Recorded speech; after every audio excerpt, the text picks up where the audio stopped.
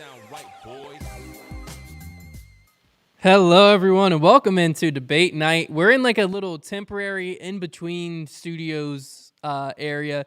Behind me, if you peek behind the curtain, I don't know if you can actually. Nope, there's nothing back there. That's the Debate Night studio, or the Grip Lock studio. It used to be the Debate Night studio behind me. We're going to be building the Debate Night studio on this wall to my left. What I'm sitting in right now is going to be like the live stream, companion stream type studio, but we're just kind of making it all work right now. Very stressful few minutes leading up to this for Silas, but as far as I know, you can hear me and everything's good. So I'm not going to even look at chat. I'm just going to assume everything's good. But we got Brodie calling in from Vegas a mere 2 days before your season starts. How are you feeling out there, Brodie? I first want to say thanks to everyone joining live tonight. Happy Tuesday, 2/22/22. It was a glorious day. And I actually just posted something on Instagram with me and Ezra where we played hole number 2 at Innova at 2:22, and we both got twos in a twosome. Jeez. So Twoception. You should have played the hole 22 times and twoed it every time. Today was not the greatest day to play disc golf. Why? It was 30-mile-per-hour winds out here. Oh. It was one of the windier rounds I've ever played in. Not to make you jealous or anything, but yesterday out here was 66 and sunny, and I played a round of golf in shorts and a t-shirt, and it was incredible. When was the last time you've done that? Like 5 months? It's been a few. Well, I mean, I wasn't playing golf 5 months ago, so last time I played golf in shorts and a t-shirt was years. Yeah, exactly. My point. So speaking of the course, though, are there any major changes that you've noticed on like this course versus last year's? Someone said audio only left speaker. I don't know what that means. But as long as they can hear us, I guess that's a win, I mean, right? At this point, if you can hear us, just take your right headphone out. Maybe we'll have to go with that. Silas will figure it out. I hope. We'll eventually get all this settled to where I don't have to fly back to do debate night every Tuesday. Maybe that's the best solution. Silas, it might just be a mono. It might be a mono channel in OBS. Wait, but someone else is saying that might just be their thing too. Oh, okay, thank goodness. Let us know in the chat. Let us know in the chat. Silas will monitor the chat. You just talk about the course, Brodie. Okay. Let me talk about the course. So yeah, a lot of different changes this year with not only tee pads but also pin placements. And also moving some holes that were 5s to 4s and some holes that were 4s to 3s. Mm. So nothing I've seen besides maybe one hole I can think of might have gotten a little bit easier to birdie, but brings in a bogey into play. So interesting. To me, I think they did a great job with hearing some of the feedback from players or fans or whoever left feedback, and they changed a lot of the holes that were kind of either really soft par 4s or kind of like in between. If you remember the one hole on Factory last year, where I think they mentioned where it was like a 45-minute backup for a lot of people. Yeah. People could allegedly someone went and like played like a hand of blackjack or something at the casino and came back. That might have been years ago, but that hole. Yeah, where it's just basically a blind shot and people are just chucking these flex shots over the top, and they made that into like a little dinker kind of straight shot, but there's rocks in front to where you can't really slide up to the basket, and there's trees to where you kind of have to go under. But it's like a 300-foot shot or something. So pace of play, I think, will be much better, especially on that hole. But all in all, I've really liked the changes. I've played a couple rounds now with Calvin, Ezra, Yuli, Scott Stokely, and from all the people I've talked to so far, everyone seems to like it. The big thing with Vegas, right, is the 3 courses. Yeah. That's the big kind of kicker of having to try to prepare for 54 different holes. Mm-hmm. They did do a little bit better job, I would say, scheduling this year, where they made it to have specific time. What am I looking for? Like slots, blocks? time blocks to where you have to like only this division can be on this course at that time. So, for example, today after 9:30, if you get out there super early, you can play whatever course you want.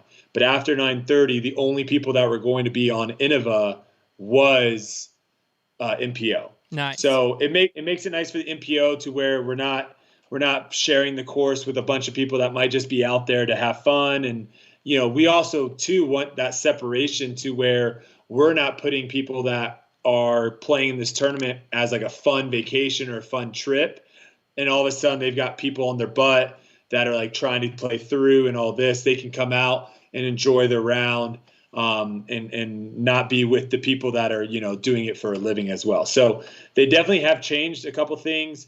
They also, I think, made a correction, or not a correction, but made sure that everyone knew about the filming and all that stuff, which I know last year was an issue. And all in all, so far, the one thing I'll say too, and it'll be interesting to see if you guys pick up on this, watching it on coverage.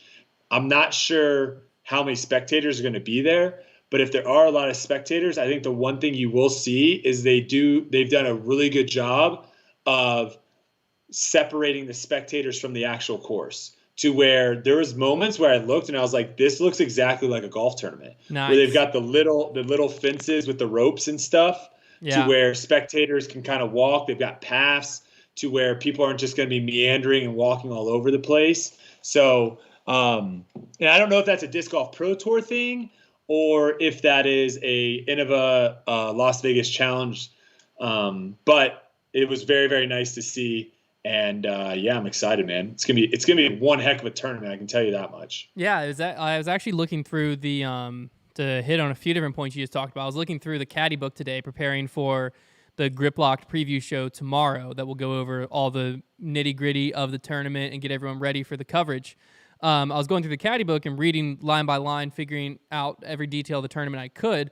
And one of the things I noticed was like in the added cash, they had like a little section next to it that said that like it was an expense of like $45,000 and it was just said for spectator accommodations. Now, after that, it did say that as of the publishing of the caddy sheet, the spectator passes sales were lower than expected. So hopefully that turns around. But yeah, I don't know, spectator accommodations. I mean, $45,000. That's no joke. I don't know if that's going to like what you said, because they also had I hope not. No, they had like an event. It's not going to. They had an events company, I forget what it's called, that had donated like $10,000, and most of it was for fencing and stuff like that. Like not $10,000, $10,000 of value, and most of it was for like fencing and barriers and stuff like that. It said. I didn't know what that was going to be for, but if that's probably what you're talking about. The $45,000, the best I can assume is the rental of the property. Is all I could think of for the week or weekend. Yeah. I mean, I do know the cost of renting out the entire course is probably fairly expensive. Yeah, so that's all I could think of, because when you looked at the added cash, there was like $300,000 of added value to the tournament. $78,000 of it was added cash. $20,000 of that went to the pro purses across Elite Series and all of that. $45,000 of it went to this spectator accommodations, whatever that means. And then they were hoping $10,000 more would be added as it got closer to the weekend, but they were trying to be like more conservative when looking at the payout. But and then the other thing that I noticed in the caddy book that kind of plays into what you said was with the 3 courses, they alluded to if the Las Vegas Challenge is back on the Pro Tour next year, that it won't be 3 courses. It'll be changing to 2 courses. And they also alluded to the AM weekend getting pulled back a week off of the weekend of the pro weekend. So it sounds like whoever's out there, whether that's the Pro Tour forcing their hand or just the Las Vegas Challenge themselves, it seems like they're at least listening to the critiques and stuff like that from players. But as you've been playing, I do want to ask one final question, and then we'll get into some topics I have for tonight. Before you jump into that, though, I will say the only thing that I'm kind of questioning or thinking about, not in a positive way, because everything I've seen so far from 2022 so far has been awesome. Yeah, is the payout. Yeah, that's the only thing where $4,000 for an Elite Series win on the Disc Golf Pro Tour seems very low. Well, yeah, like I said, it seems like they don't have the full financial thing ready. So when they posted that in the caddy sheet, it says that it's a conservative estimate and that the final one would be posted Sunday morning. So hopefully come Sunday morning, that number's gone up. Did not know that. If it stays the same, I fully agree with you, because last year Eagle won and took home $5,500, so $1,500 more. And I believe Paige won last year by one stroke over Kat, and she took home $500 more than the FPO winner this year is going to take, with the original published numbers that we have right now. But in it, they said they're hoping at least $10,000 more will be added to the Elite Series purse. And with that, obviously the whole payout will change. So before I throw into too much judgment. Yeah, no, thanks for that update on that, because that obviously changes. But yeah, what do you think should be like the bare minimum for an Elite Series? Because I think there's 14 or 13 Elite Series. Yeah, and let's just talk MPO, because obviously FPO, some of the fields change and stuff.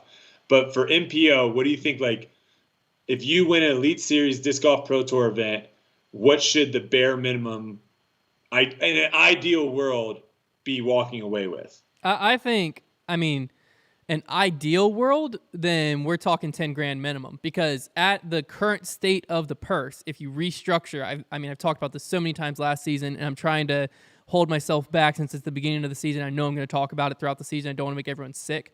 If you restructure the money that's already in the pot, you could be paying out the winner $10,000 as is right now.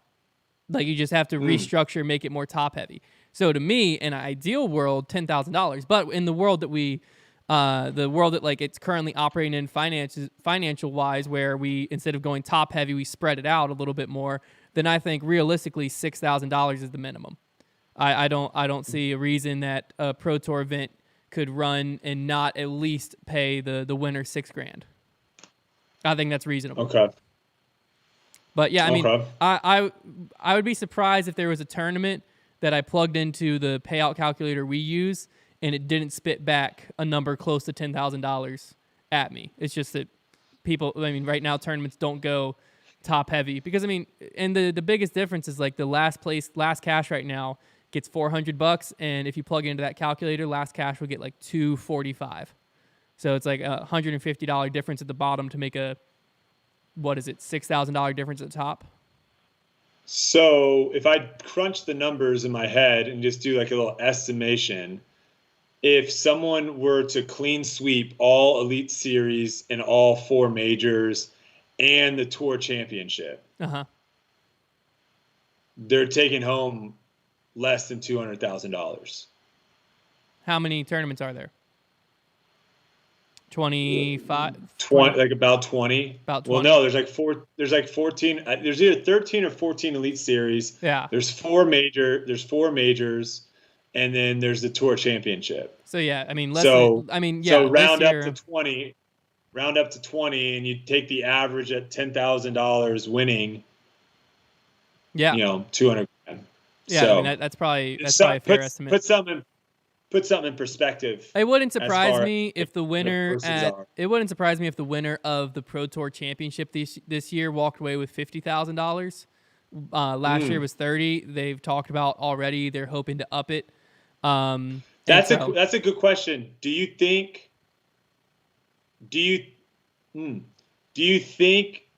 they should be putting more money? Because again, like obviously if it's sponsorships and the sponsors and there's able to sell the Tour Championship more than these other tournaments, and that's what's jacking up the purse.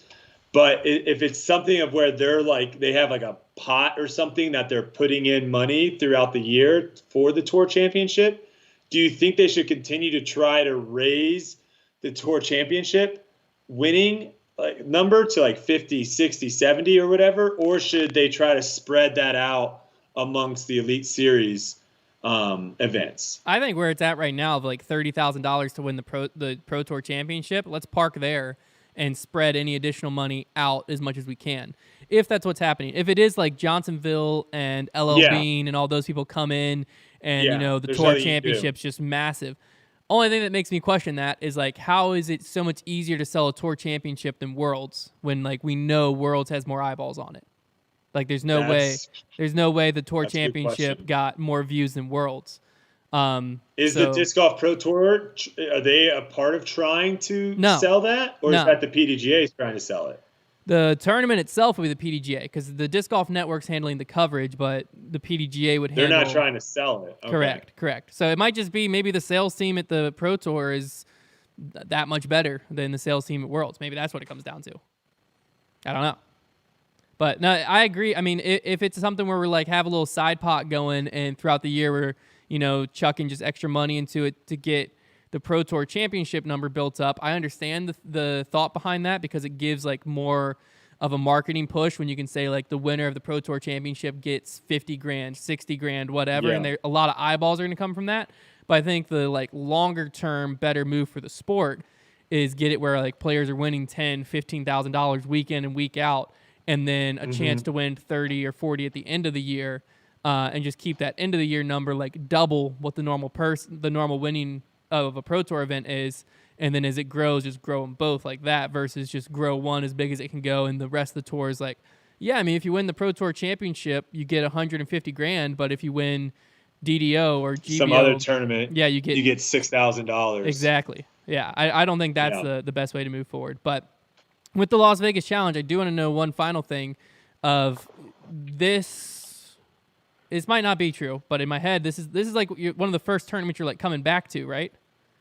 Or is this the third year you played Las Vegas? No. It was the second year? Yeah, first year started at Waco. Yeah. So coming back to Las Vegas this year, have you noticed like, oh, wow, this hole is so much easier than I thought it was last year or anything like that? There may only be one hole on the entire tournament layout, so all 54 holes. There might be only one hole, and it's wind dependent, that I'm not trying to birdie. And I want to say last year there were probably a decent handful of holes that I was strategically playing for par. Yeah. And then there was another handful of holes where a birdie just wasn't possible. So yeah, I mean, I've noticed a definitely a big difference. I also just might have figured out, I got to like get that feeling back, but I might have figured out how to finally throw a nose down hyzer forehand. Uh-oh. That could be trouble for the tour. Granted, it was downwind, but it went about 550 feet. Holy frick. Yeah, it was downwind though. So but that's one throw that I'm really struggling with. Is every time I try to throw a hyzer forehand, I just get back into the ultimate frisbee mode and throw it nose up. Yeah. And I might have finally, I think I finally like got one to like work, and so tomorrow I'll be definitely spending a lot of time in the field working on that. But yeah, I mean, that's one of the more fun for the listeners right now that are just getting into disc golf, or maybe you've been playing disc golf for a while and now you're starting to take it more seriously and you're getting better. That's probably one of the best feelings, is going to a course that you've played before and knowing that you've gotten better, and then coming back to that course and playing it again and being like, oh my gosh. Yeah. Wow. Like hole 18 at Waco, for example, is going to be a perfect example for this, of where last year, I mean, I was pretty much out of it when I went for it the final round. Yeah. And I was like shocked that I cleared it, right? Yeah, the whole way you didn't think it was going over. I'm probably throwing like a force on hyzer to get there this year. So the distances are definitely the easiest ones to see. And then also the cool thing is, like, sometimes when you're really struggling on consistency, like gaps look really, really small. And then when you're feeling good about your throws, gaps look a lot bigger. Mm-hmm. So you'll sometimes get to a hole where you're like, oh my gosh, I thought this gap was super, super small. And now, it feels much more doable. So it's always fun to do that. And I mean, this year especially, there's going to be so many courses that I'm coming back to for the second time that it's also nice because I'm not having to try to figure out what discs do and how to play a hole. This year, I already know what my discs are doing, and I've already played the hole. So it's a lot easier to get these practice rounds in. Yeah, you're actually just going out and practicing and not trying to figure out, like, do field work and practice at the same time. Exactly. Oh, sweet. Yeah, I'm definitely excited for the tournament to start. But I've got a few different topics here that I want to at least get opinions on and see if they don't spark a little debate. One, I actually wasn't even planning to be a topic, but I mean, it happened a few minutes ago, and I found it absolutely hilarious. And so I just wanted to bring it up because, like, why the heck not? So it happened over on Facebook. I took it to Twitter because that's just what happens. MVP Discs posted on their, like, main Facebook page this meme. It's the Anakin meme where, you know, who is it? Princess Leia is like, so they basically Anakin's is that Padme? Padme. Yep. Padme. I've watched. It's been a long time since I watched Star Wars. Clearly not a Star Wars person. No, Jeez. I'm not a Star Wars person. Anyways, you get the meme. So it's Innova saying, we'd like to use your media. And then she's like, you'll give me credit, right? And then it's Innova. And then she says, right. And then MVP says, hey, Innova Discs, this you? Looks like you might owe our guy, Jahani Vino, a tag and should maybe check your DMs. I probably butchered his name. That's not the point of this, though. And then put dash MVP Steve, who is their marketing director. Trevor actually has an interview with him coming out Thursday. So perfect timing on Trevor's part. Who is the person in the post they're referring to? So he is the guy that was at the Olympics that got the gold medal and then threw the shot through the Olympic rings. Okay. So basically, he posted okay. that. So did Innova? So that's what the clip is. Yeah. So here's what I've read through a bunch of different comments trying to figure this all out. And in a disc golf debate group, someone explained. They said they heard this straight from MVP Steve, but I didn't hear it straight from him. So this is like me hearing it through someone who says they heard it through him, but it makes perfect sense. So basically, TMZ. Yeah, you know me. But basically, what they said the situation is essentially Innova did reach out to him and said, "Hey, do you mind if we repost this?" He responded and said, "No problem at all. Just tag me and tag MVP in it." And then they posted it and didn't tag him or MVP, but put it like a comment. He's sponsored by MVP. Yeah. So then Innova put a comment, but it was just like the video emoji and then his name. They didn't tag him in it. And then apparently since then, MVP has been privately behind the scenes trying to DM Innova, be like, hey, you know, you said you would tag us in it, you didn't, no response. And he has been privately DMing them, same thing, no response. So now they're both being ghosted, and that's why MVP took it public on Facebook. That's the explanation that happened over on Facebook. Realistically, whether or not that's the exact nitty-gritty of what happened, you know, I'm not 100% sure because I didn't hear that straight from the person. But regardless, absolutely savage from MVP to post that on their actual Facebook page, not just like, you know, this guy posted on his personal page and whatever. Like, this is like just straight up from one company coming after another company. And I'm not going to lie to you. I kind of love it. I kind of dig it. I'm here for that stuff. That's, you know, disc golf has always been like buddy, you know, let's all hold hands and sing Kumbaya. And like, you know, it's okay to have a little hard-nosed smash mouth social media every once in a while. Why not? Yeah. Well, I also don't think it's going to be buddy too with the money situation. Like, obviously money changes everything. Yeah. But yeah, that's nuts because that was something that used to happen all the time back in the day when social media was very, very new. Yeah. It still happens a little bit now with a lot of these, like, either meme pages or some of these other, like, not house of highlights, but pages like that are basically, they basically just go out and find clips and then they blast it out themselves. Yeah.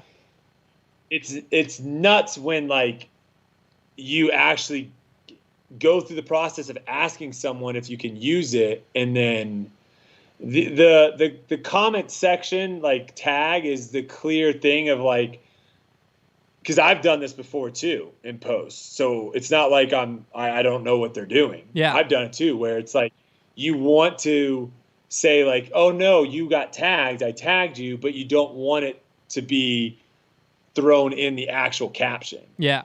It's a slimy move. Oh, they didn't even tag him. They just put his name. I think. Oh, okay. Well, that's even worse. I think the big story here, though, is like you said, is not so much the MVP, not so much Innova. It's more like the fact that MVP publicly has called them out. Yeah. Because I'm with you on that. I think I don't mind the buddy situation for certain things, but at a certain point, a little too much kumbaya and everyone sitting around the campfire making s'mores, I'm not too interested in it. So I like it. Yeah. I like it. Yeah, it was definitely, when I saw it, well, first off, I saw someone tweet it, and then I was like, that can't be real. Like, surely that's a meme. So then I went over to Facebook and saw it for my own eyes, and I was like, oh my gosh, it's right there. And then I scrolled through, like, comments, and the only thing I think that was bad about it is the full context wasn't provided. So, like, some people are getting mad at MVP, calling them crybabies, and, like, back and forth. But, that's what happens. That's a funny thing. Yeah. Some people, obviously, if you have crazy Innova like fans, like they're not gonna. You can't do anything wrong. Yeah. I saw something today that was very interesting, talking about, and I don't want to get too much into talking about pros' behavior and all that stuff on tour, but it's in the same notion of people talking about.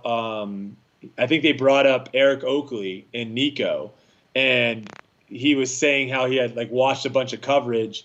And a lot of the things that people get upset about Nico doing, Eric Oakley was doing, but yet no one really goes after Eric Oakley. And he was basically saying, like, why is that? Is it because he's more on social media, or is he known as this friendly guy, or whatever it may be?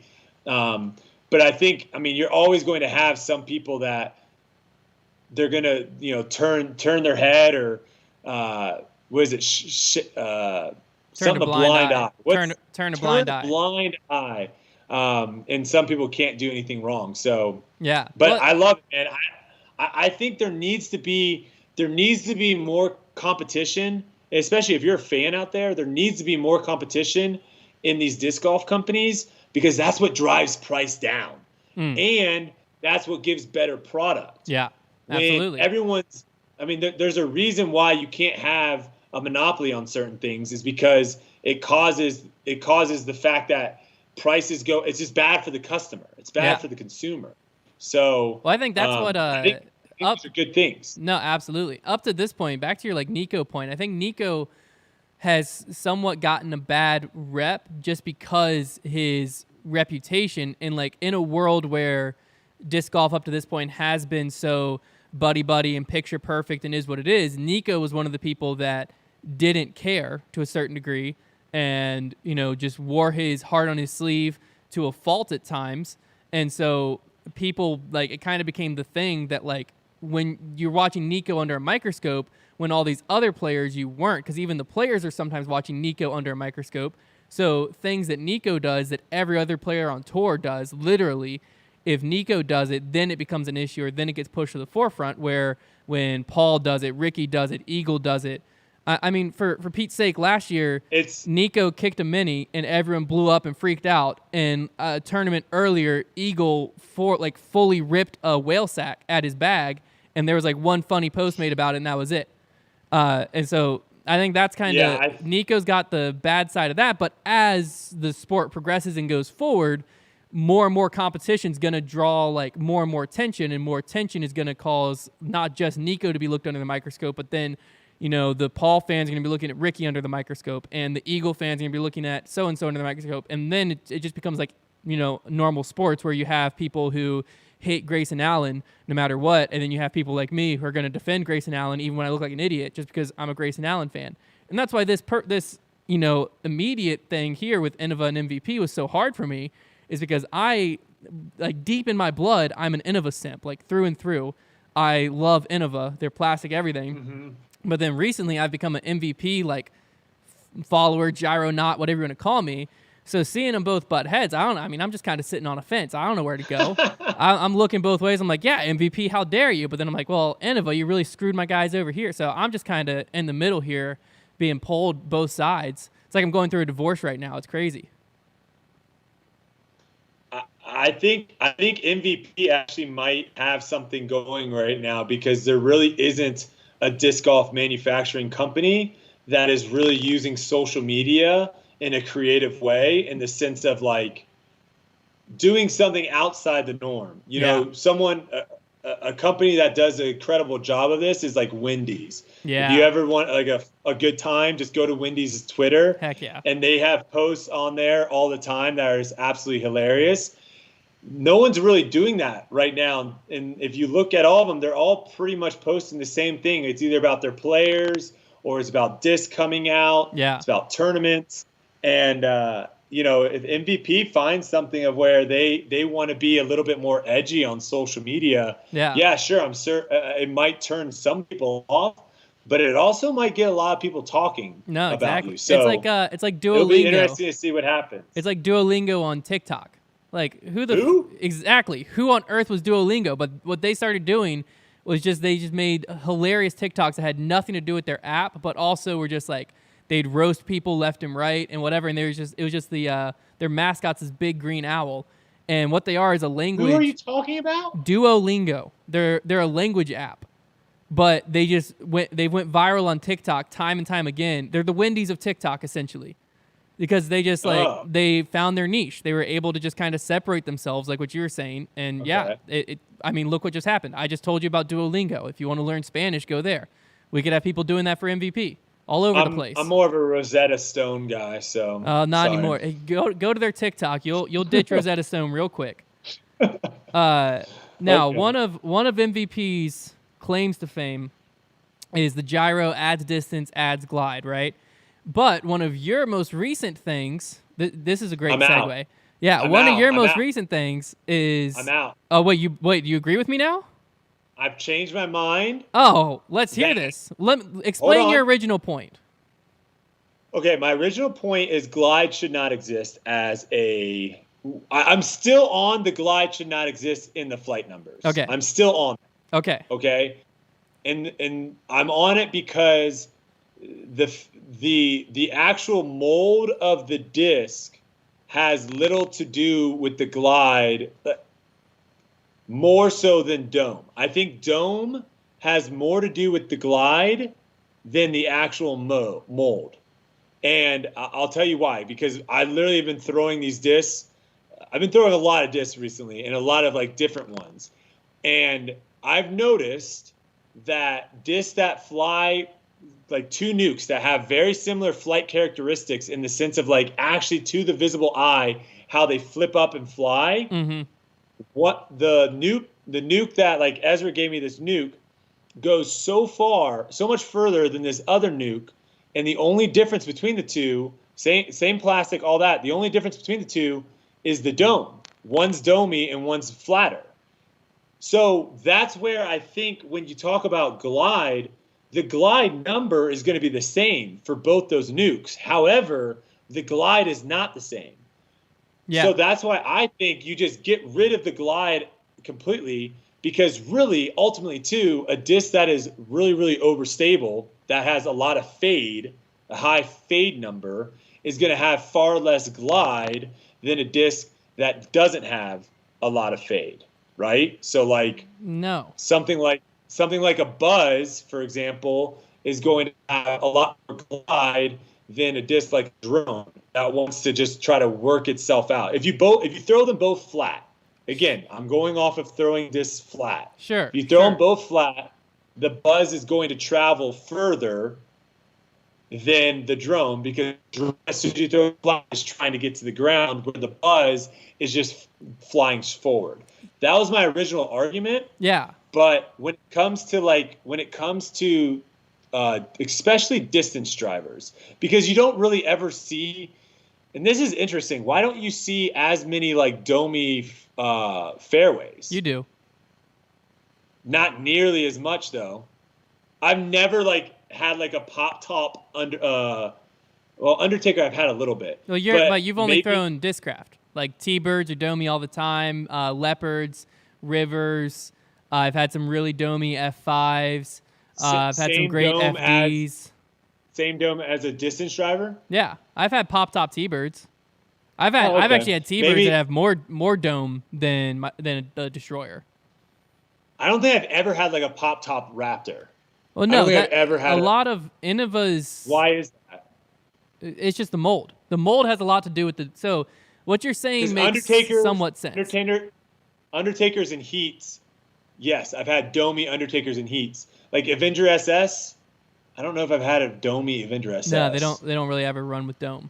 It's kind of like a zone. If a zone, there's been like one zone run in all of our years of getting discs in that has had dome. They're pretty much all board flat because the mold, whatever it is about, I don't know the full process. Doesn't allow it? It either doesn't allow it or like something along it encourages it to be flat. And there's some discs like that just are encouraged to be more flat. Whereas there are other discs like a River. I've never felt a River that wasn't domey, but the River has 6 glide. That's like its big thing is it's a very glidey fairway driver.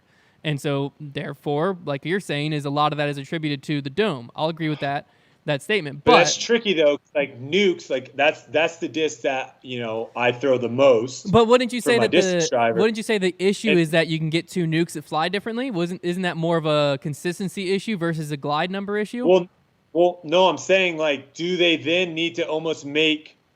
Does Discraft almost need to make 2 different discs? Like, or you make a disc, you call it like take out glide, right? Take that number out. And you say this is the nuke F, which means flat, and this is the nuke D, which means dome.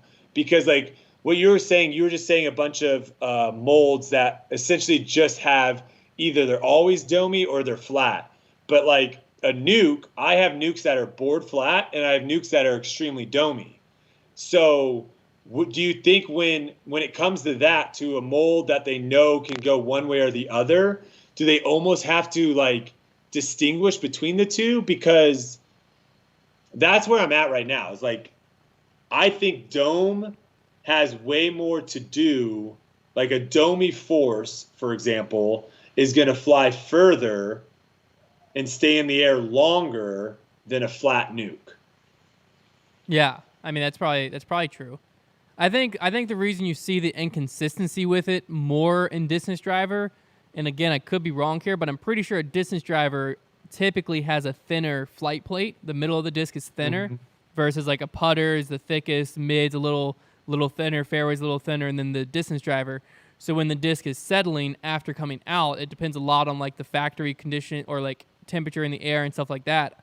From what I've understood, that will change how it settles into the mold and the dome in the middle. And since it's thinner, that is why it varies more in distance drivers. The only issue is like they might have 3 weeks straight where every nuke that comes out is domey, and they want a nuke F or whatever they call it. They want the flat nuke. And so like it might be something where it's hard to get the flat nuke consistently with whatever's going on, whereas like they're both nukes. For the majority of the population, they're both going to fly very, very similar. It's just once you get majority of the population, yeah. Yeah, it's just once you get to like an elite level, but then again, once you get to an elite level, you're feeling it. Or yeah, sure.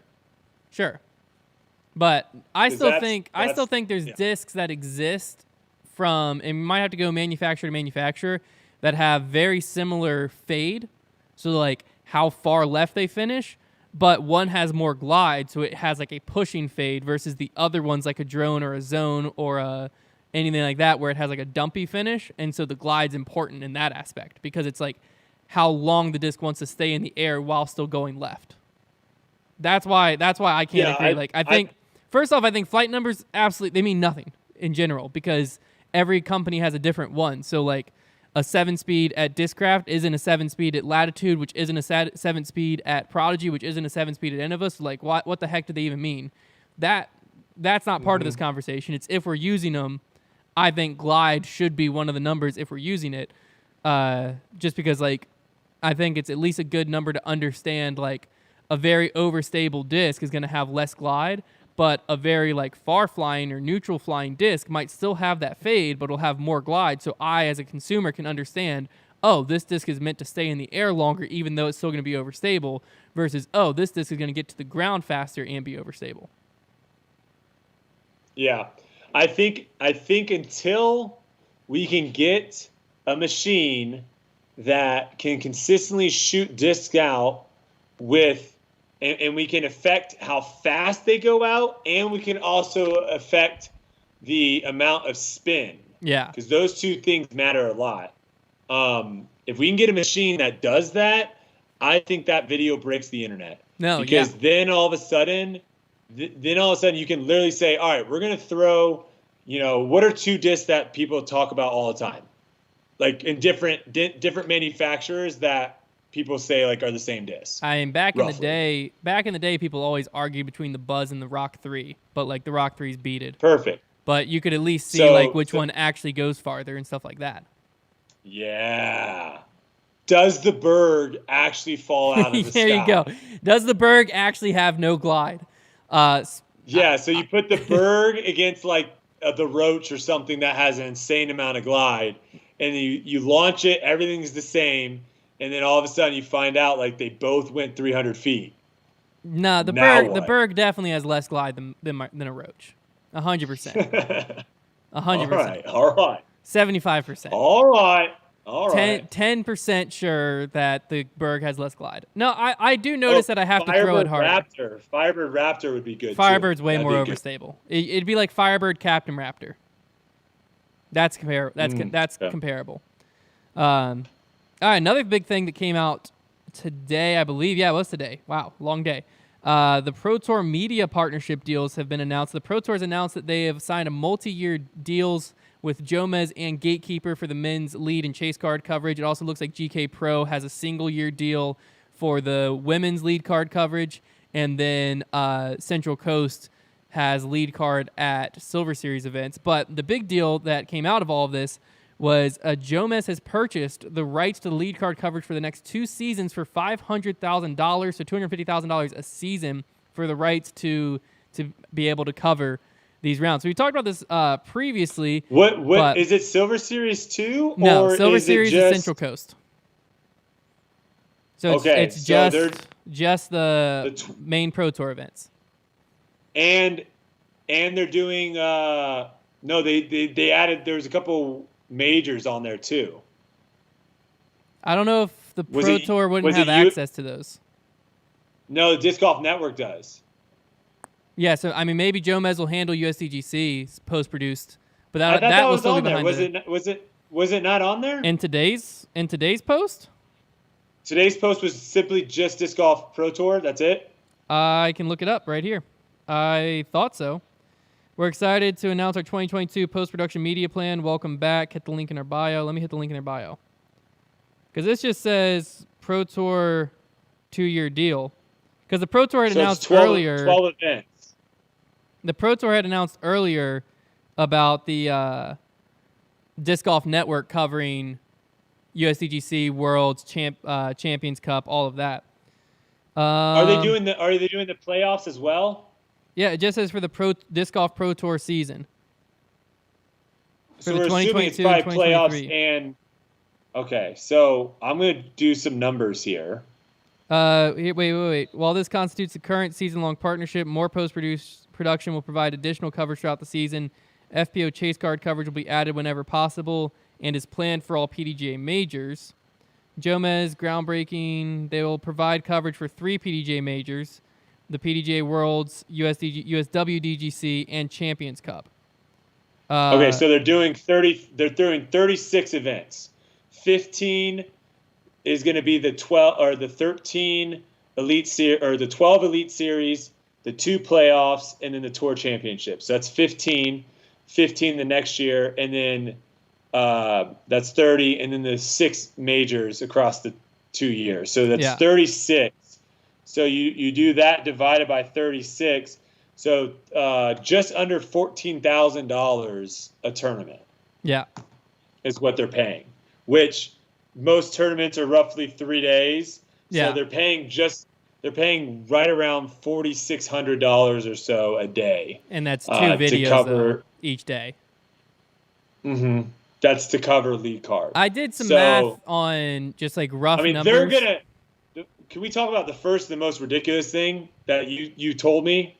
Can I bring that up, or do you want to bring it up? I don't know, so bring it up. That you were saying that you saw in some comments. Oh, yeah. That people thought that the Disc Golf Pro Tour was paying Jomez. Yeah. And instead of being like, what the heck is going on? People are like, yeah, finally, the Disc Golf Pro Tour paying Jomez what they deserve. Yeah, it was on. Like, so it was the way. Baffling. What are these? What are you thinking? So Ultiworld posted it says Jomez is back covering lead card for MPO for the next 2 years after agreeing to a $500,000 rights fee in a Milestone Media contract. Nothing they said in that was wrong, but they were the first ones to like put the number into the post that was on social media because the Pro Tour's post didn't have, you had to go looking for it. And so people were like responding to it and also sharing it. And now people are like starting to understand it, but the initial things were like not enough, but you know, it's a good start. And like I saw someone share it and they're like, great to see, like good to see for Jomez, you know, this is really big for them, which it is, but you could tell by the way people were wording it and some of their responses that people initially were like, oh, sick, the Pro Tour's paying Jomez what they deserve, versus like the Pro Tour owns the rights to this and Jomez is paying it. From the rough math I did, this shouldn't be like Jomez is getting, I don't want to call it a steal, but Jomez should have no problem making the money back on YouTube AdSense alone. Well, I mean, they've already made that money in Patreon, right? So like I didn't even look at Patreon. You don't even have to look. So like this is what I think is a good move for both, right? Because one, they are the only company right now on the media side that is interested in paying that kind of money for coverage. Well, maybe because I would assume Gatekeeper, they also are Gatekeeper and Jomez are the only two that are under a 2-year deal in the announcement. So, but Gatekeeper didn't have the money. I don't know if there was a bidding war between the two. That's what I'm saying. It's weird to me. There's a few things that I don't know. I'm assuming I can't say that I like was looking at behind the scenes that were confusing, and it kind of makes sense a little bit now that make me feel as though this wasn't decided until very recently. Don't tell me anything because I hate knowing stuff that I can't talk about. I will. It's nothing. So it's nothing big. It's nothing big. It's just something I saw weeks ago, and I was like, that's kind of weird. And then now looking back on it, I'm like, oh, this would make sense if this wasn't already set in stone. Like if this was something that was an ongoing negotiation. But I do think that Gatekeeper must have paid for chase card coverage. Maybe they were like, don't put that number out publicly or whatever. But it's hard to imagine a world where Gatekeeper or whoever doesn't want the lead card coverage. And so at some point there's going to be a bidding war if that's not what already happened. It might have been like, hey, this is what, Jomez, what are you willing to pay for this? And Jomez comes back with X amount. And then they're like, all right, Gatekeeper, just to let you know, like, if you want to top this, you can. And maybe Gatekeeper was like, yeah, we can definitely do it. We can top it. And they came back and it went back and forth until eventually Gatekeeper's like, that's too big of a risk. But Jomez is like, hey, we know our fans have us. We know they're going to back us. It is what it is. My point meaning like Jomez is the only one that is willing to, I mean, obviously Gatekeeper, if they really wanted it, they could have probably paid $700,000. Now, would Jomez go over top of that as well? Who knows? Yeah. My point was just there's no one else outside of maybe those two that it's not like they're bidding against ESPN or ABC or CBS or ESPN Plus. Or they're not bidding against really any media company outside of disc golf. So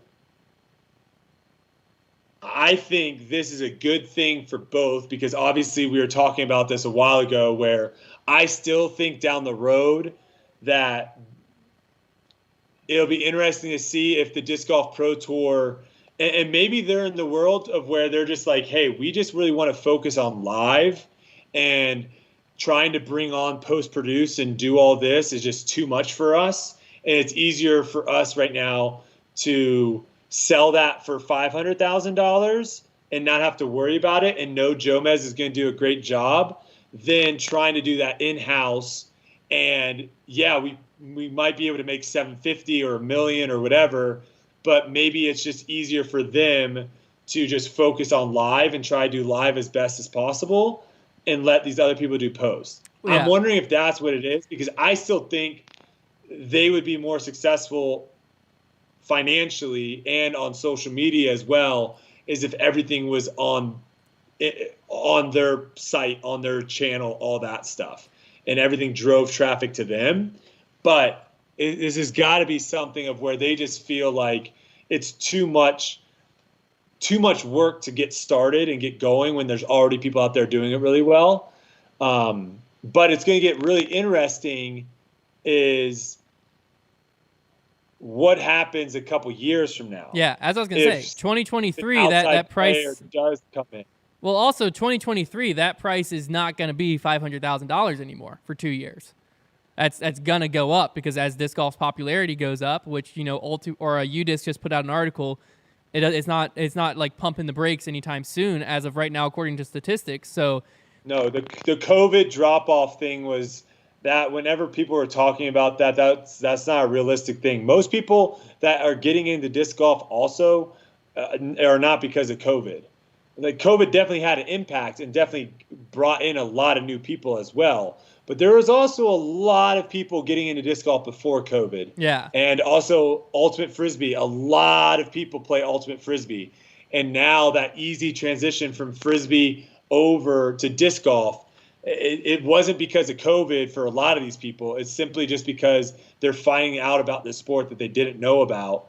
And all of a sudden, like, wow, they're loving it. So I think it's going to be really, really good for the Disc Golf Pro Tour. Yeah, I think the COVID drop-off, what it technically was, is I think it was something that was felt more so like on a retailer manufacturer side, because I think what happened was you had the boom. That's more stimulus checks, though. Exactly. I think it was a perfect storm because you had a lack of stock, a lack of inventory, stimulus checks. You had an influx of money into people's pockets who just learned about the sport, or people who already knew. And so if I'm a fan, I'm looking at a website and I see them get Onyxes in. I don't know when the next time I'm going to see an Onyx is. So now I might buy 2 or 3 times more of what I would normally buy because I have stimulus money and I don't know when the Onyx is going to be back in stock. So I think it might have like had this false sense of growth sales-wise that didn't match the actual growth of disc golf. So it made disc golf like sales numbers look bigger than they were. So then when those drop back down to meet reality, which is still much bigger than it was pre-pandemic and is still going up, it made it feel like there's this big, people must have like dropped off, went back to work, whatever, stopped doing it, stopped playing.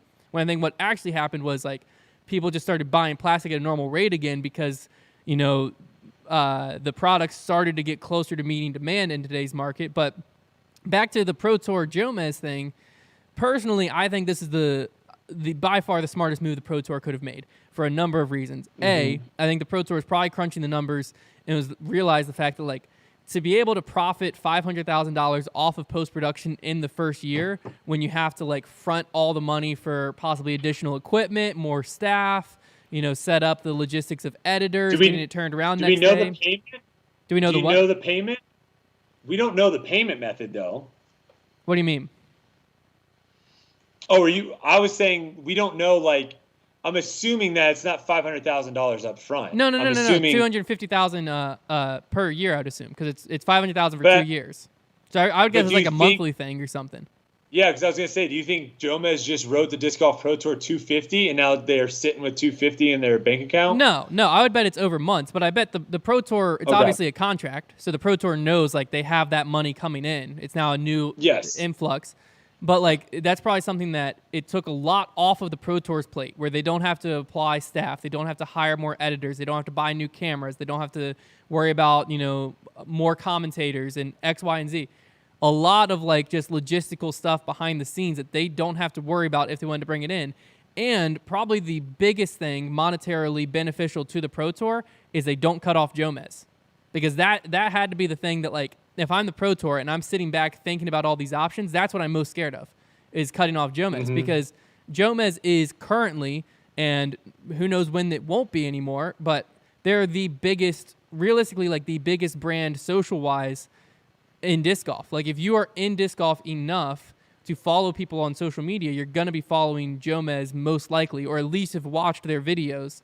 And so they have this diehard loyal fan base that the Pro Tour has went through this once in 2016, where cutting it off, you might even have players boycotting you because, and that happened. You had Nate Sexton, who in 2016 was like one of the top players. He's still a top name, but he was one of the top players boycotting the Pro Tour because the Pro Tour cut off Jomez and was like, hey, we're bringing it all in-house.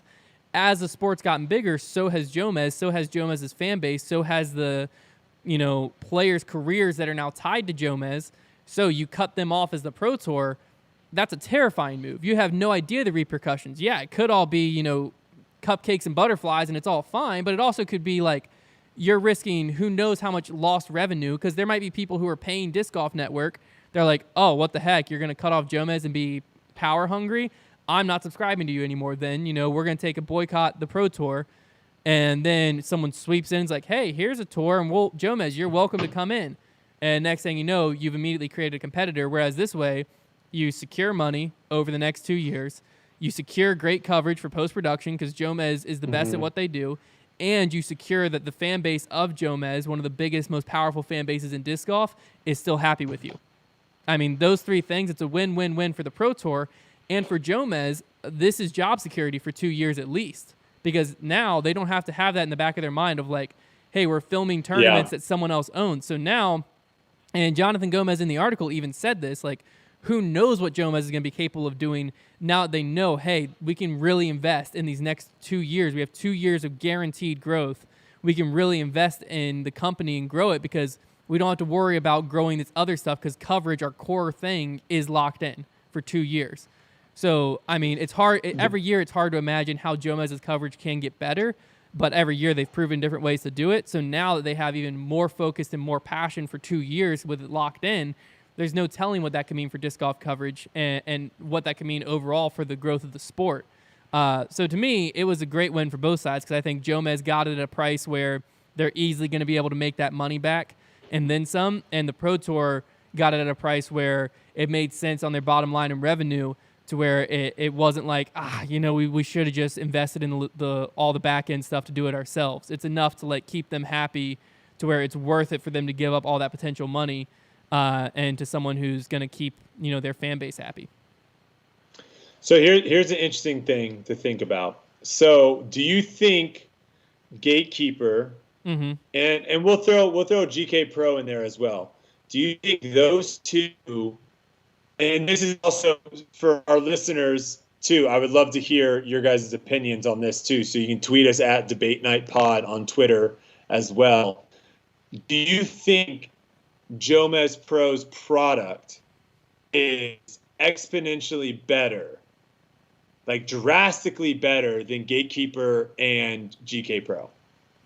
In some ways, I think some of the things that Jomez is capable of is better, but it's not. So if you went unbiased opinion though, yeah, like if you brought someone in that didn't know anything about disc golf, well, played disc golf but has never watched disc golf, yeah.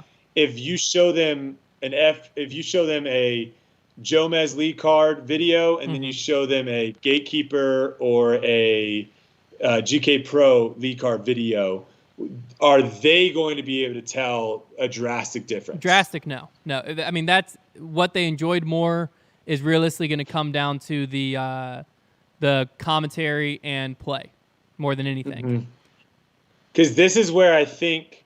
But one thing that needs to be said though is a lot of what makes GK Pro and Gatekeeper and a lot of their coverage great has been pulled and imitated and copied, not directly copied, but Jomez, sure. From Jomez. And so Jomez, they're leading the way. Exactly. But and they've innovated new things for disc golf that other media companies then take and apply to their videos that make it to where now, you can watch any of them and you're happy with them all.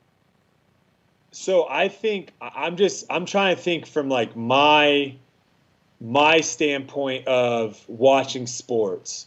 Because we have to kind of relate Jomez, Gatekeeper, all these to like the ABCs, the CBSs, the NBCs, the TNTs, the ESPNs, right? When a basketball game I'm just going to use basketball. When a basketball game is on, let's say, NBC versus a basketball game being on TNT, the only reason that I enjoy it being on TNT more, commentators in basketball, I don't really care too much about. Same with football. I'm not, when it comes to commentating, like some people think Tony Romo is super annoying now.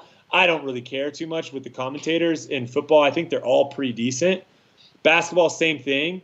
But I know when it's TNT, I get the halftime show with Ernie, with Shaq, with Chuck, and Kenny, right? And I get the post game with those people as well. And so I get excited when I'm going to watch a basketball game on TNT because that comes.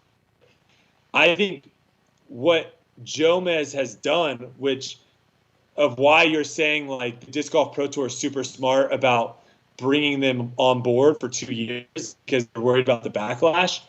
I don't, and maybe I'm wrong, don't really see that happening in other sports of where if the NFL came out and said, hey, NBC is going to be covering all of our games and not CBS and Fox. I don't think you're going to have a bunch of people come out and get super upset about games not being on CBS and Fox. Maybe some people that are like big fans of certain commentators, but no one's going to be like, oh my gosh, you guys are screwing CBS. What the heck? There's no one really like fans of CBS. Does that make sense? Yeah. But Jomez has put a face, has put a personality, and one of the reasons why they have become so successful has done a great job of personalizing their company to where people actually have like emotional attachments to Jomez. And that's why I think you'll see in the comments and stuff, some people saying that GK Pro and Gatekeeper are terrible compared to Jomez, where if you actually had an unbiased person sit down and look at, production and just look at who does it better than who, I think it'd be a lot closer than what some people are saying. And that's simply just because some people are fans of Jomez, where I've never heard anyone say that they're a fan of NBC. I don't see people walking around with NBC hats. I don't. Yeah. And so that's where I think there's this weird kind of connection with Jomez and doing coverage is. Well, it's just different though, because NBC, what you just described is like, I am personally a fan of college basketball in the ACC. So I don't care what channel I consume the ACC on. It's all the same to me. I'm going to watch the ACC. The difference in disc golf is the Pro Tour didn't exist until 2016. Or something like that. Yeah, 2016 was the start of the Pro Tour. Pro Tour didn't exist before then. Jomez in 2012, when they started, there wasn't really a ton of ways to watch good quality disc golf. Like you could watch, like there was some live, I think like Disc Golf Planet. I wasn't watching disc golf back in 2012, but Smashbox I think was around back then. There was a few different ways, but like post-produced coverage wasn't a super big thing. Early in it, you can find like Marty McFly, and then you did with Prodigy with like no commentary, stuff like that. But Jomez, as the years went on, was your source, especially on like the tour. But like the tour still at that point wasn't like super established as a unified tour. If there was a massive A tier that Paul and Ricky and whoever went to, Jomez was there and covered it. It felt the same as a tour event because there wasn't a tour to be a fan of. You were just a fan of disc golf, and the only way to consume disc golf was through Jomez. That was that. So in that, instead of becoming allegiant to the ACC like I am, or allegiant to the NFL or the NBA, the only thing to attach yourself to, exactly, the only thing to attach yourself to was Jomez, because your only other option was the PGA, but they were just sanctioning stuff. And so, like, and again, like, I don't have anything against what Jomez is doing or anything like that. I think obviously they have done incredible things. I just think it is a weird. I'm just bringing this up because of the fact that you said, they're worried about the backlash. It is a weird thing for the Disc Golf Pro Tour, because if the Disc Golf Pro Tour wants to continue to build, and if disc golf fans and all that stuff want the sport to continue to grow as far as more people playing, more money to pros, all that, you have to eventually phase out Jomez, Gatekeeper, and GK Pro as far as coverage. You have to, because I mean, I just don't see how that happens in the sport. I don't see how that happens without the big dogs coming into play. And if ESPN comes in and says, we want complete rights to all coverage. Sure, yeah. And they're willing to spend $5 million. Yeah, then that would drastically help. That would drastically help the Disc Golf Pro Tour grow. The pros make more money and more eyeballs get to see it. Yeah. Right? So that's like everything. So I just don't see how that happens in the future. And it's just one of those things of where again, we'll worry about it if it ever does happen, because this is all assuming that disc golf gets popular enough and more eyeballs get seen to where a big media company wants to pay all this media for all the media rights. Yeah. And maybe we'll cross that bridge when it gets there. But the question is like, are there going to be people that are upset at the Disc Golf Pro Tour? And are they going to call them sellouts and all this stuff for doing something that is clearly a business move that literally has been done hundreds and thousands of times before? But like you said, it's a weird situation with how Jomez got with disc golf and how a lot of fans have been brought into disc golf that is different. So yeah, it's just something to think about. Something to think about. I mean, if ESPN came in tomorrow and bought all the coverage rights for $5 million and there is no more post-production on YouTube unless it's through ESPN or the Disc Golf Network, like there's only like going to be highlights posted and you have to watch it on ESPN. Yeah, people would boycott the Pro Tour. Players I don't think would, because players would understand how many more eyeballs they're reaching. But fans would be outraged 100%. Whether or not that's right or not, it is what it is, because like you said, $5 million a year to the Pro Tour, a very arbitrary number that we definitely just made up 100%. But something like that comes into the Pro Tour, there's no telling what that does for the sport and for the purses and for the exposure and stuff like that. But that's, at the end of the day, people are going to be upset because people are upset. But I think the tipping point to get where like that's not true or it's not a quote-unquote big deal is like if it ever, I don't even know how this exactly happens. I think it's starting to happen a little bit, but it's nowhere close, is like the Pro Tour needs to be the most recognizable name in disc golf versus Jomez when it comes to like things beyond players. Because like right now, like, you know, NBA, MLB, all of that, and there's people who know NBA that have no idea who CBS is or TNT. There's people in other countries that know what the NBA is. They don't know TNT or whatever in correlation to the NBA. They couldn't tell you what network what carries. I couldn't tell you if I'm going to watch a game. I have no idea what it's coming on. I just know there's an NBA game on, and then I go find where it's at. Because the NBA, when it comes to basketball, is a bigger name than CBS or Fox or TNT or anything like that. And in disc golf, in order for that backlash to not happen, the Pro Tour would have to get to a point somehow that the Pro Tour is the bigger name in disc golf than Jomez. How that ever happens, I don't know. That's why I think the Pro Tour was geniuses for this move, and I think it benefits all sides and the sport. And I also think it was very smart for them to only do 2 years, because it gives enough security to Jomez, but it also gives enough negotiating power with the Pro Tour to not lock them into like 5-6 years and really screw themselves over. And it wouldn't surprise me if in the contract there is some type of clause, like a big media clause, where if someone comes in, the Pro Tour has the right to sell it or something like that. To buy them out. Yeah. I mean, again, we're nowhere near the numbers that need to be hit for big media companies to have any sort of interest. But who knows? Like, if another big jump happens, who knows? The one thing I will finish on saying is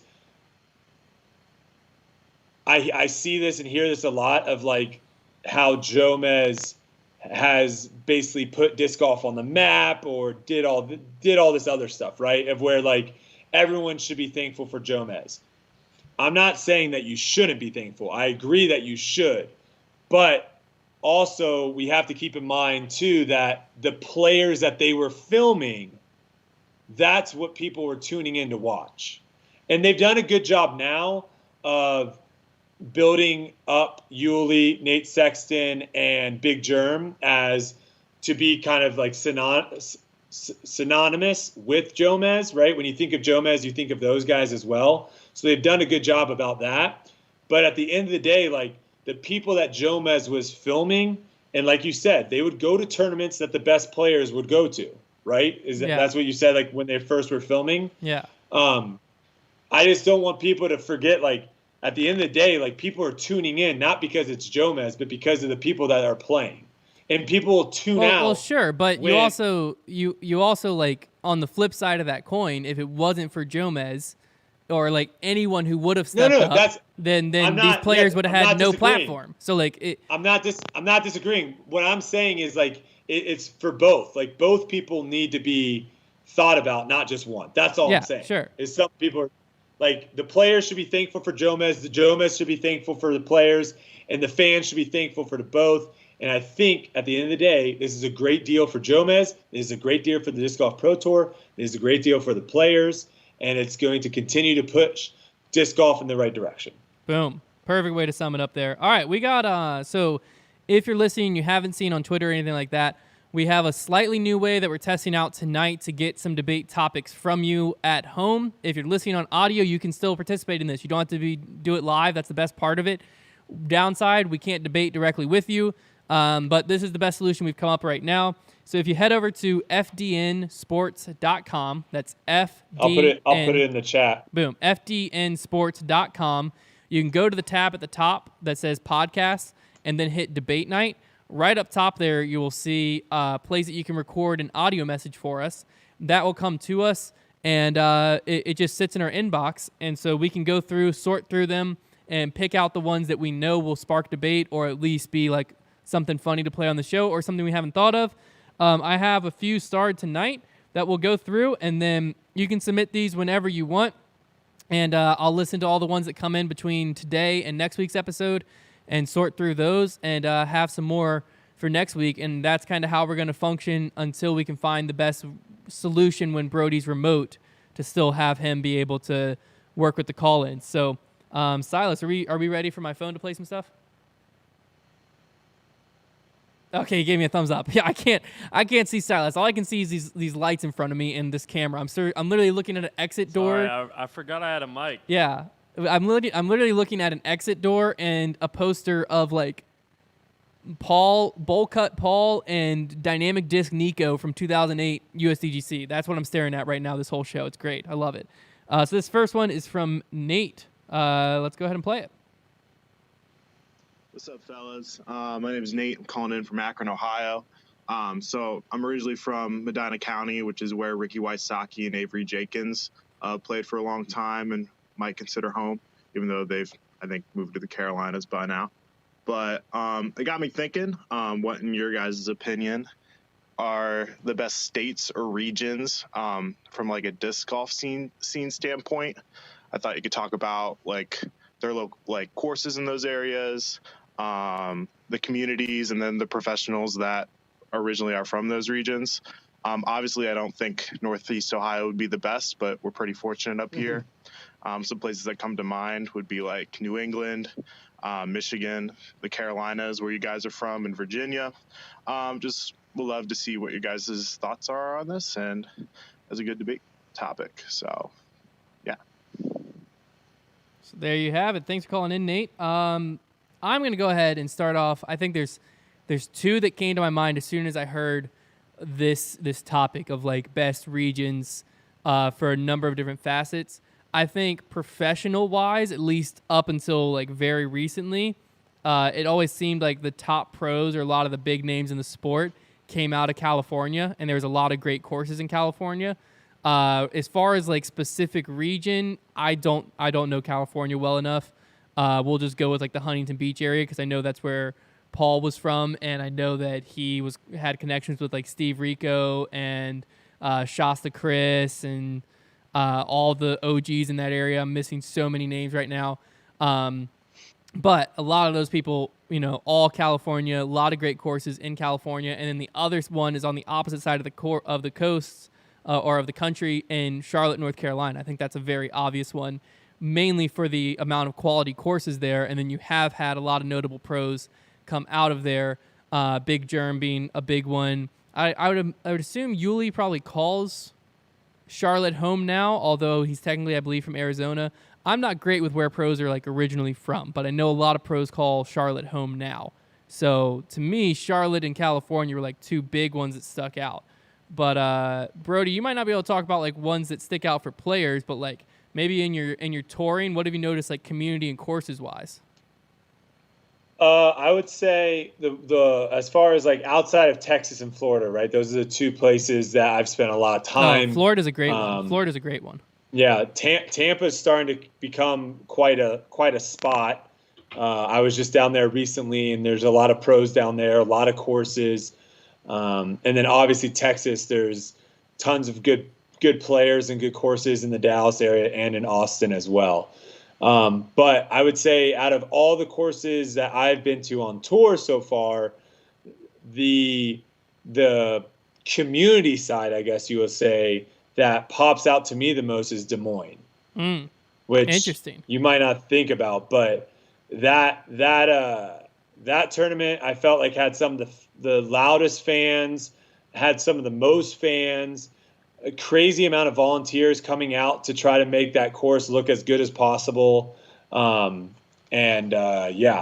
they would be right there at the top of my list. I haven't played any other courses than I think it's Pickard Park, I believe is actually what the course is, but it was incredible. And the other one too. The other one is Clash of Canyons outside Chicago. Where is that? That's Illinois.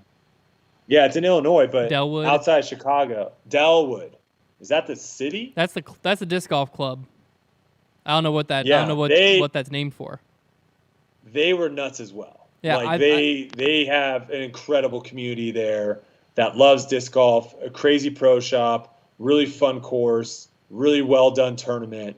So those two would be of the tournaments I've played so far. Those two like jump out. Oh, Lockport, that's what it is. Lockport. Yeah. Those two jump out at me. That's something I didn't even think of with this question. Is like the loudest fans and stuff like you hear of like iconic stadiums to play in and stuff like that because the home fans are crazy. Like that. Mm-hmm. That's something that's kind of cool. Like it's starting to develop where you have like MVP is known for like the 8 holes and stuff like that, to where like tournaments can get identities from their fans. So like eventually you'll have a tournament that's like, oh man, when we go to that, like I can't wait to go to that course. The fans are crazy there. So loud or whatever. Yeah. That's pretty cool. I didn't even think about that side being a possibility. I would let Silas answer, but Silas, I'm pretty sure you're only experienced in the Lynchburg community, eh? Yeah, that's about it. All right, well, the Lynchburg community, I mean, pretty great. It's pretty great, man. Yeah, there's not a lot to complain about. There's a lot of courses around here. A lot of courses. Our local club has grown like crazy. Huge shout out to the board. A lot of guys there doing some great stuff in this area. And, maybe one day we'll be one of those crazy loud towns that people remember on tour. But for right now, it is what it is. This next one. I see Silas bringing the cowbell. Silas is a cowbell type of guy. Silas the cowbell. We need more cowbell, And Silas is the only one that can deliver us. This next guy, I believe this is like the wild card one for tonight, if I'm remembering right. This is from Chase. Popeyes is better than Chick-fil-A. That's it. Oh, you want me to replay it? Did you get it? Yeah, replay it. Popeyes is better than Chick-fil-A. There's the topic. Chase McMillan claims Popeyes is better than Chick-fil-A. I'm gonna have to defer to you, Brodie, because do you agree or disagree? Well, I can't eat Popeyes. I've never been able to have Popeyes because they fry their chicken in lard, and I'm allergic to red meat and therefore allergic to lard. So Chick-fil-A's better in that sense because all right, Silas, what do you think? They fry in peanut oil. All right, here we go. Hunter has no opinion. Yeah, I can't have an opinion. Well, I never had both. No, because that means Chick-fil-A is better. Chick-fil-A's better to me because it won't kill me. Sure, but I can't tell you which one. So that's one vote. I can't tell you which one tastes better. All right. No. Okay, I've had both. No, mine doesn't count. I don't count. Okay, we just had a Popeyes open up in Lynchburg. If you didn't know, about a little while ago. Anyway, Chick-fil-A takes the dub. No. Chick-fil-A takes the dub. What are you basing it on? What meal? Are we going just like straight chicken sandwich? Straight chicken sandwich. Okay, the original chicken sandwich. That's the way to do it. I agree. Yeah. Go off chicken sandwich. They both have it. They both have their own way of making it, and Chick-fil-A's is superior. Have you had Zaxby's chicken sandwich? Yeah. Chick-fil-A superior? Chick-fil-A's still superior. I agree. Zaxby's is second. Popeyes is third. The only one that's close is Raising Cane's, just because the box meal is like the garlic bread, the fries, and then their chicken fingers is a incredible meal. But they don't have sandwiches. The first time I had so it's like, the first time I had Zaxby's chicken sandwich, their wings are good. Zaxby's chicken fingers or tenders, whatever you want to call them, absolutely suck. They're the most inconsistent thing on earth. Not good. Sometimes they're incredible, other times you might as well be biting into a human finger. It's gross. Their chicken sandwich though, first time I had it, I went with my wife because people had hyped it up to us. We bit into it, and I was like, this is it. This is the chicken sandwich that has dethroned Chick-fil-A.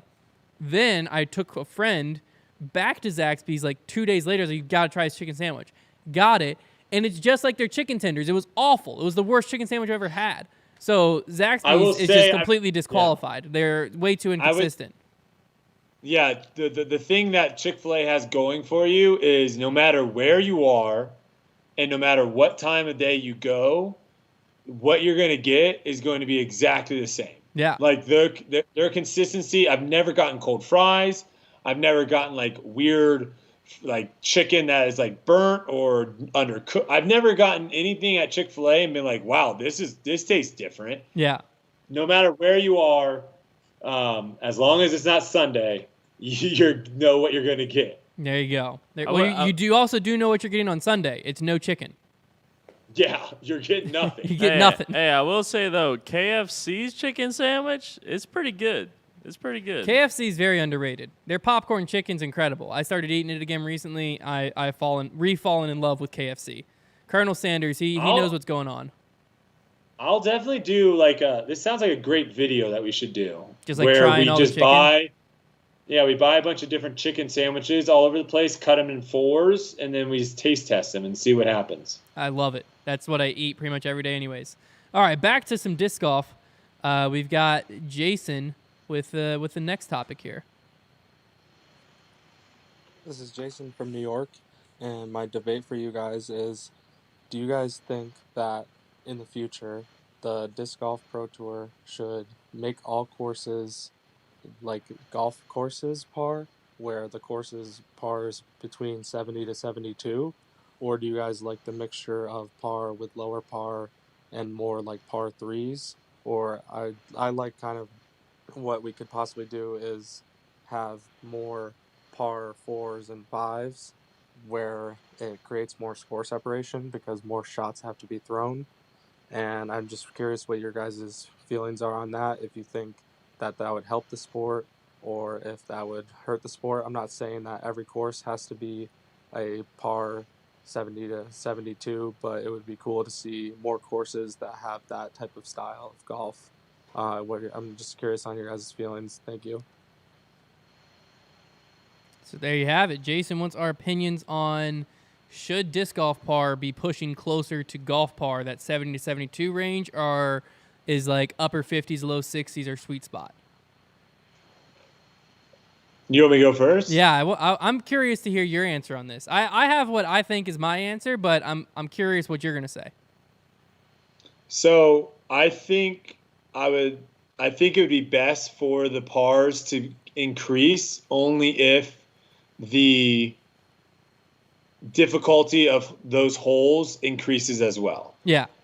I think let's just assume that. Let's assume that it's not what happens sometimes where like a par 4 gets turned into a par 3 for no reason or vice versa. Let's assume that like the courses are proportionally getting harder or easier depending on what you're saying. Because if you have a par 4 that is, let's say, 650 feet and players can throw pretty much whatever they want off the tee, you're going to have the guys that can throw 500 feet and then be able to throw the 150 up and down easy. And then you're going to have guys that throw 400 feet also can get up and down pretty easy from 250. The gap between 150 and 250 is not nearly as significant in golf or in disc golf as it is in golf, where like 100 yards to 150, or let's just do 100 feet. So let's do 150 yards to 180 yards. That's roughly about 100 feet. That is a massive gap. Someone's going to have a lot more birdie chances from 150 than they are from 180, where it's not the same from, those distances that I just kind of gave out. So I think you got to make it to where landing zones off the tee shot are, there's chances of you being able to go out of bounds and take a big number. Same with the upshots. There needs to be stuff like that to where ultimately, if you can get let's just say it's a par 4, if you can get a 3, 4, 5, or 6 on the hole, then I think increasing it, what you're going to see is you're going to see a lot more score changes, right? Like if you're coming into the round and you're like 6 or 7 back, you have the ability of going out there and shooting incredible because there's a lot more throws that have to be done. So if you have a good day, you have to throw, you take out the putts, you're throwing 36 shots, 40 shots, maybe 50 shots. I don't know exactly how many, but you're having to throw a lot of shots, where some of these holes right now, some of these courses where the par is lower, you can just go out and throw 10, 12 good tee shots and score really well because there are so many par 3s. So that's what I think is it's going to force better players to play better over longer periods of time. So does that make sense? Yeah. What was your par number range again? I definitely think I think there probably should be in golf. It's 4, 4, 8. So 4 par 5s, 4 par 3s, 8 par 4s. I think it should be 4 par 5s, 4 par 5s, 5 or 6 par 4s, and then the rest par 3s. So I still think there probably should be more par 3s just because right now space, and also you can just create cooler shots and stuff when it's a par 3. Yeah. And I think disc golf is more of a par 3 style than just watching someone throw in like an open shot, or I don't know.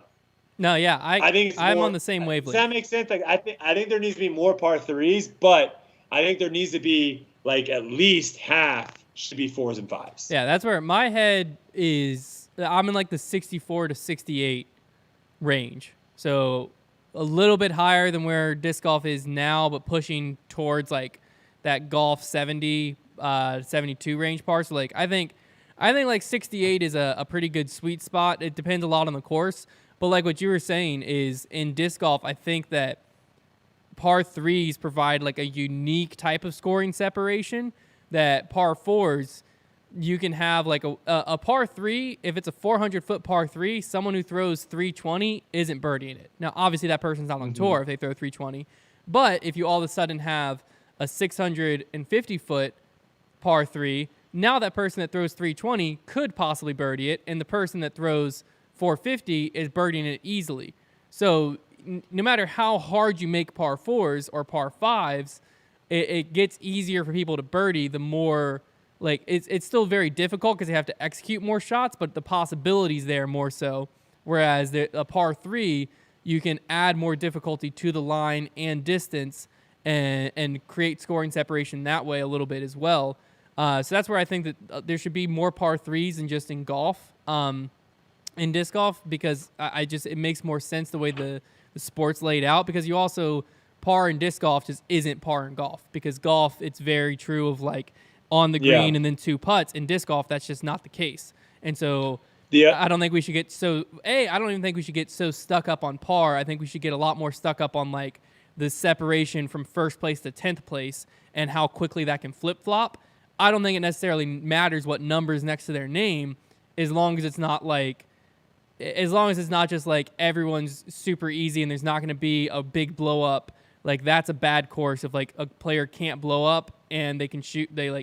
Everyone's within a certain range. You want wide ranges so that players can shoot hot and the same players can blow up. So then there's always drama. I think it doesn't matter what numbers those are. It just tends to make more sense for those numbers to be closer to par for that to happen. I would say 2 par 3s. The reason why I would like to see more than the 4s and the 5s is the par 3s you really can force players to have to throw specific shots. So if you want to see the forehand hyzer flip stand up or the backhand turnover shot, it's much easier to force them to do that in a par 3 than making it. I mean, obviously if you're in the woods it's a little bit different, but you can set up the tee pad and you can set up the basket to where that forces that shot, where in a par 4 players are going to land where they want in the fairways essentially to try to be able to throw the shot that they're comfortable with their second. But looking at the courses this week, you've got Infinite at a par 57, 7,115 feet. Factory par 61, just under 9,000 feet. And Innova par 61, 8,800 feet. So something to think about. Yeah. And Infinite, being the par 57, also is the easiest course out of all of them. Yeah, in the caddy book it described Infinite as the easiest, Factory Store as the longest, and Innova is the most challenging. And Innova is the one that y'all play twice. I think Factory can be challenging if there's wind. If there's no wind, then Innova is definitely a harder course.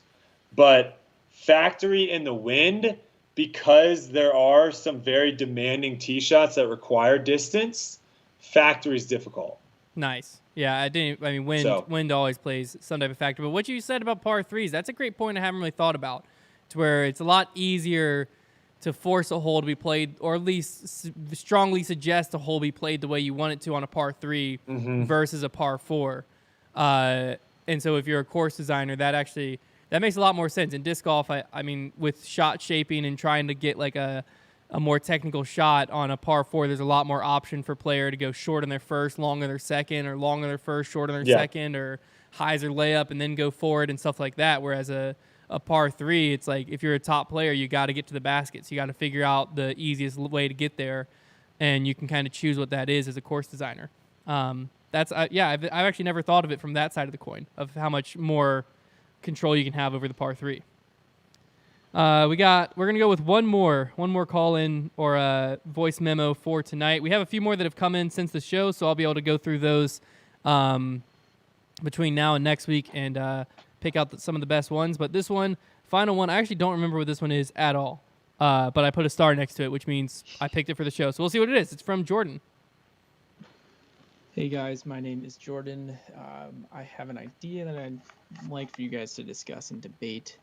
Similar to the news that just came out about Jomez paying the Pro Tour for the rights to do post-production, I think manufacturers should have to pay the Pro Tour for the right for their discs to be able to be thrown on the tour.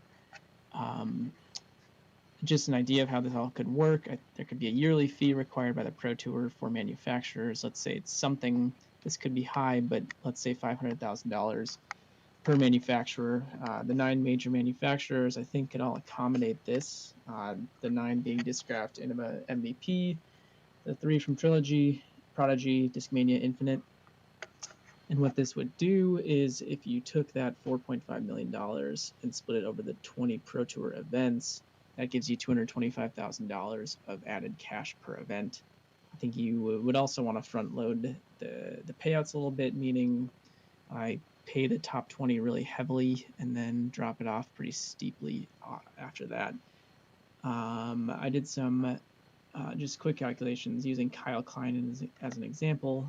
In my simulations, I had first place getting $50,000, second place getting 30, third getting 20, fourth getting 15, fifth getting 12, and then it drops off pretty steep from there. But using those numbers, Kyle would have made about $160,000 last year just from payouts alone. I think this would be much more entertaining and better for the sport if players' compensation was more directly tied to winnings from purses and not necessarily just from royalties and deals with manufacturers. All right, so a lot in there. I think there's kind of two parts that we can look at separately. The first one, though, we got to talk through is the idea of manufacturers having to pay a fee. What are we talking about right now? We got to talk about this? I mean, I just want to hear. I want to hear your initial gut reaction to manufacturers having to pay a fee for Why are we talking about it? for their disc to be talking thrown. about this? I don't know. I thought it was funny. I thought it was a funny idea.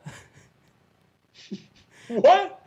I mean, In what world? I don't know. The only thing I could think of like logically would this ever happen is like if the manufacturer paid X, Y, or Z fee, the commentator then said the disc's name versus if you didn't pay the fee, then the commentators said mid-range or whatever.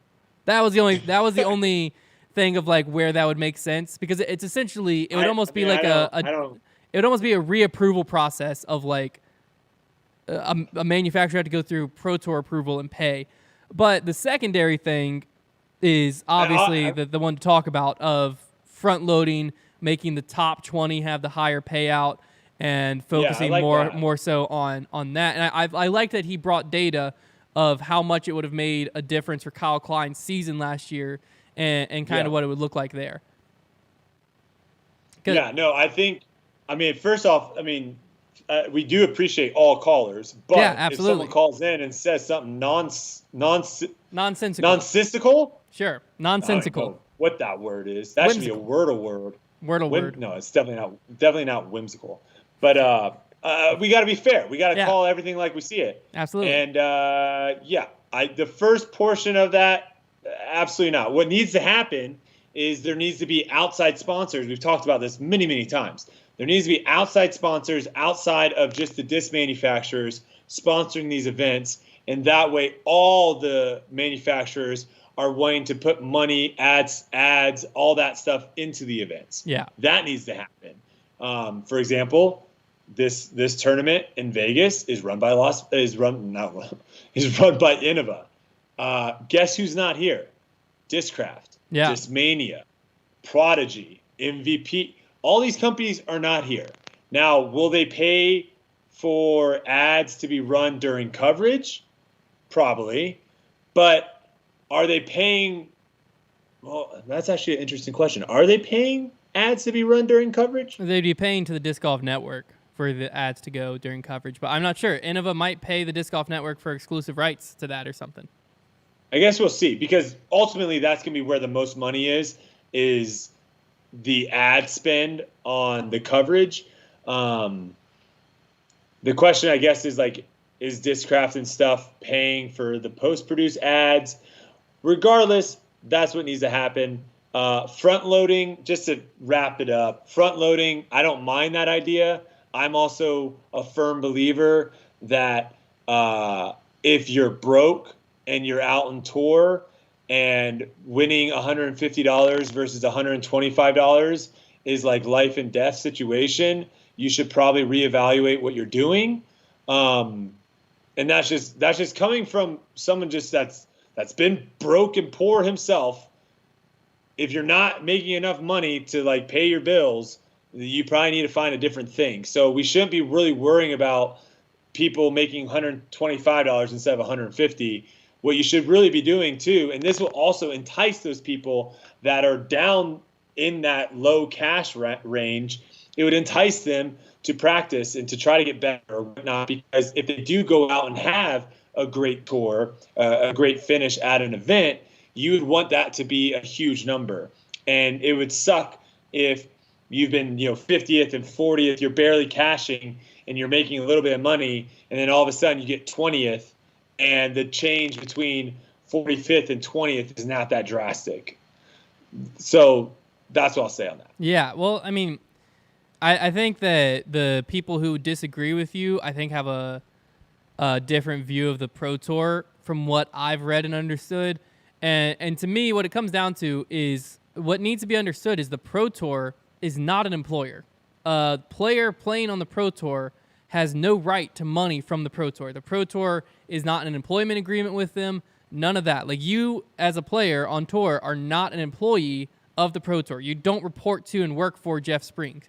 You are paying to be able to participate in a competition that is called the Pro Tour. And so week in and week out, your play directly determines your compensation based on that play. So whenever this is suggested, it's not like, but you're cutting the pay of whatever. It's like, no, they're not employees. It's not like you're taking a social media manager and then they come in the next day and you're like, hey, sorry, that post only got 30 likes. Instead of you making 40 grand this year, you're only going to make 20 now. Like you can't take it and copy and paste it into a normal business world, because this is a competition.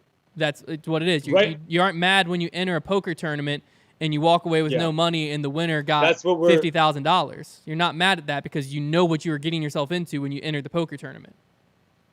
That's what we're doing right now. We're basically playing poker, right? Because everyone's paying these very high tournament fees to play in these events. And tournament, if you took out everyone's if you took out the money that goes into the purse because of players' fees, the purses all of a sudden become very small, right? Like they become drastically smaller. So we are playing basically poker in the sense of where you are betting on yourself to try to win other people's money. Yeah.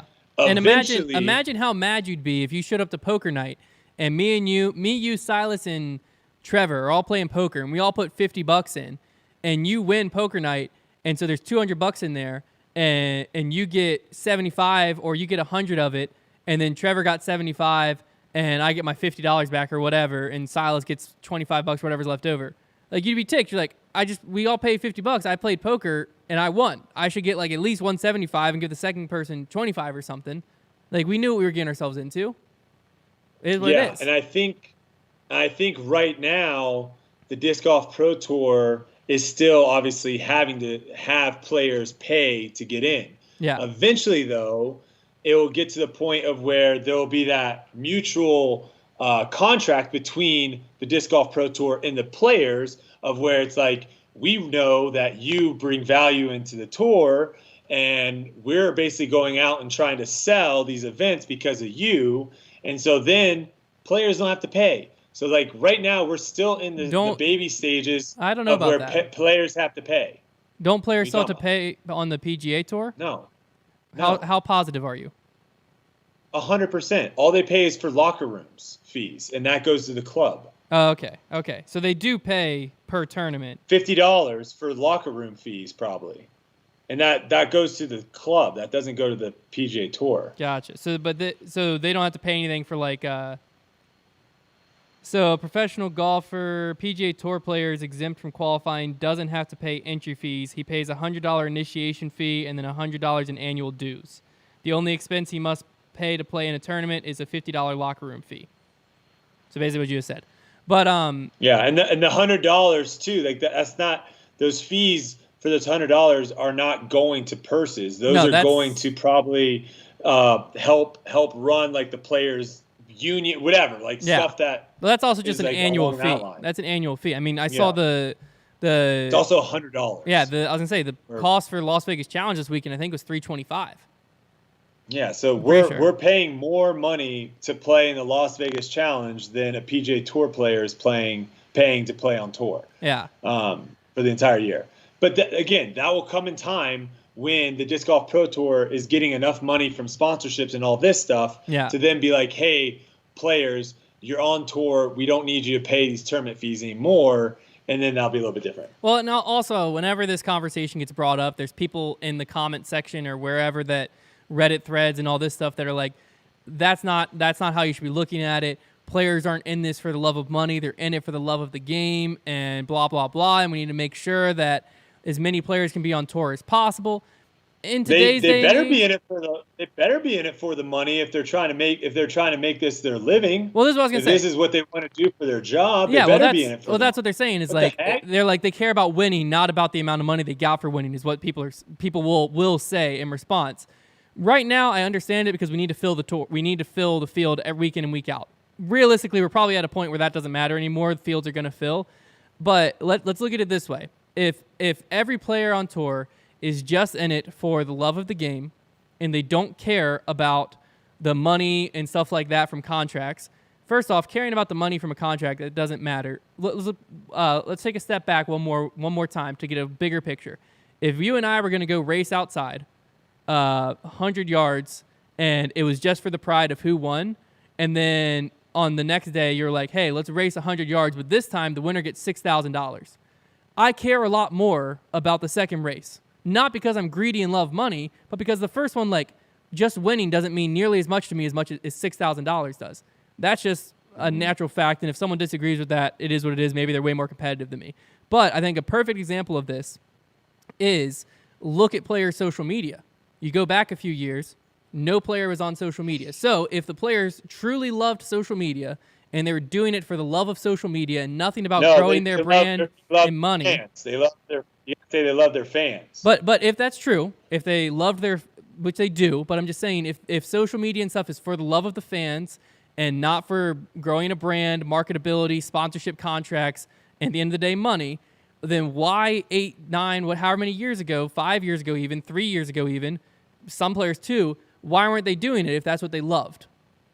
It's because at the end of the day, this is a business for them. This is a business for everyone. And so at the end of the day, they're doing the things that are going to put them in position to make the most money. And so therefore, they might end up doing things they don't love.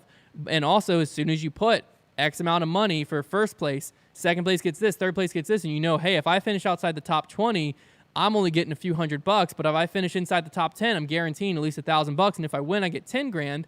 There's more motivation to put more effort into playing, which I think is what's going to grow the sport.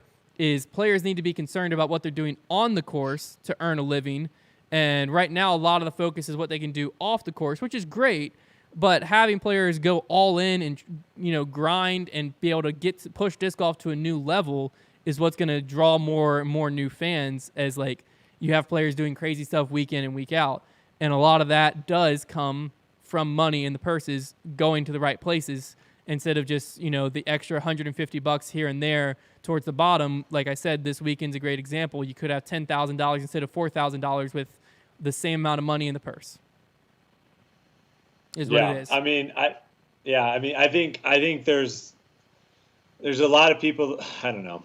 I'm definitely not in the realm of some people where they're like, we need, like, we can't grow too fast, or we don't want people making too much money, because then, like, at the end of the day, man, if these people are out putting on a show and making the Disc Golf Network, making Jomez, making all these other companies a lot of money, then the pros should be making money as well. Yes. Like, it shouldn't just be all the companies making money off the players. No. It should be the pros should be making money as well. Now, obviously, Discraft, Innova, Prodigy, all those companies are going to always make way more. Like, the company as a whole is always going to make way more than a player. Yeah. That's just the nature of the beast.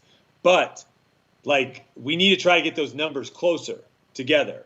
And I don't see how that's a bad thing. I think we want to entice more people to look at becoming a disc golf professional as not just I can travel around the world or I can travel around the United States in my van for free.